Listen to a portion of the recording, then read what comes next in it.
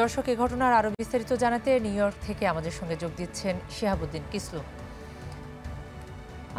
কিসলু, এই যে দুই বাংলাদেশি নিহতের ঘটনা, এটির আসলে সবশেষ কি আপডেট আছে আপনার কাছে? সর্বশেষ যেটি আমরা জানতে পেরেছি যে এই ঘটনায় একজন সন্দেহভাজন কৃষ্ণাঙ্গকে পুলিশ গ্রেপ্তার করেছে, সেটা আজকে আমরা সকালে আপডেট পেয়েছি।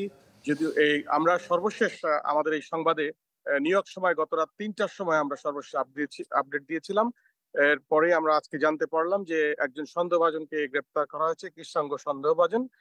আজকে দুপুরবেলা এই মুহূর্তে এখন নামাজ বাদ জোহরের পরেই এখানে প্রতিবাদ সমাবেশ হবে। সেখানে তারা এই সংশ্লিষ্ট কর্তৃপক্ষ, বিশেষ করে এই শহর কর্তৃপক্ষের কাছে তারা আমাদের এই কমিউনিটির নিরাপত্তার বিষয়ে জোর দাবি জানাবেন এবং এই হত্যাযজ্ঞের বিষয়ে সুষ্ঠু বিচার দাবি করবেন। যে বিষয়টি এখানে বিষয় খুব গুরুত্বপূর্ণ দেখা দিয়েছে যে আসলে যতটা শোকের ছায়া তার চেয়ে বেশি আতঙ্ক কমিউনিটি বিরাজ করছে। যদিও এই মুহূর্তে এই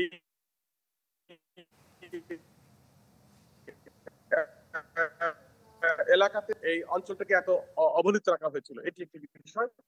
আর যে বিষয়টি হচ্ছে, বাঙালি কমিউনিটির মধ্যে একটি বিষয় অসন্তোষ দেখা যাচ্ছে যে তারা বলছে যে বিভিন্ন সোশ্যাল মিডিয়ার কারণে বাংলাদেশে বিভিন্ন সংবাদ মাধ্যমে নানা ধরনের সংবাদ যাচ্ছে, যেগুলো আসলে কিছুটা ফুলিয়ে ফাঁপিয়ে অথবা কিছুটা ভুল তথ্য যাচ্ছে।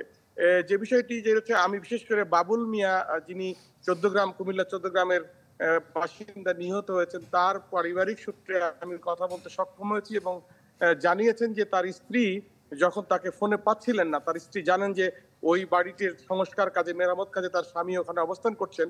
তারপরে তিনি সেখানে উপস্থিত হন, যদিও এটি খুবই সন্নিকটে তার এই বাড়ি থেকে, তার এই কাজের এই বাড়িটিতে। তো তখন তিনি গিয়ে দেখতে পান সেখানে মেঝেতে লাশ লুটিয়ে পড়ে আছে। তো এই বিষয়টি নিয়ে আসলে এখনো নানা ধরনের জল্পনা কল্পনা চলছে যে কেন এই হত্যাযজ্ঞ, এটি নেহাতি নাকি অন্য কোনো বিষয়, সেই বিষয়টি নিয়ে আসলে জোর তদন্তের পাশাপাশি বাঙালি কমিউনিটিতে নানা জল্পনা কল্পনা চলছে। এই জল্পনা কল্পনার ভিত্তিতে যেন বাংলাদেশের কোনো সংবাদ প্রচার না হয়, সে বিষয়েও কমিউনিটির কিছু দায়িত্বপূর্ণ ব্যক্তিবর্গ আমাকে অনুরোধ করেছেন। তো যেটি সর্বশেষ এই পরিস্থিতি, যে আজকে আমরা অপেক্ষা করছি যে এই প্রতিবাদ সমাবেশের পরে আমরা দেখব যে এই সংশ্লিষ্ট কর্তৃপক্ষ, এখানকার স্থানীয় সরকার প্রশাসন, তারা কি পদক্ষেপ নিয়েছে।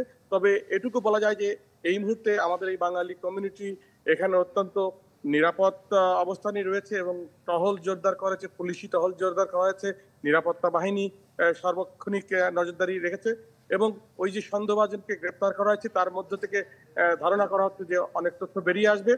আর এই মরহুমের জানাজা এবং দাফন সম্পর্কে যেটি জানা গেছে সেটি হচ্ছে যে তাদের উভয়ের পরিবারই আসলে এখানে বসবাস করে, সুতরাং দাফন সম্ভবত এখানেই করা হবে।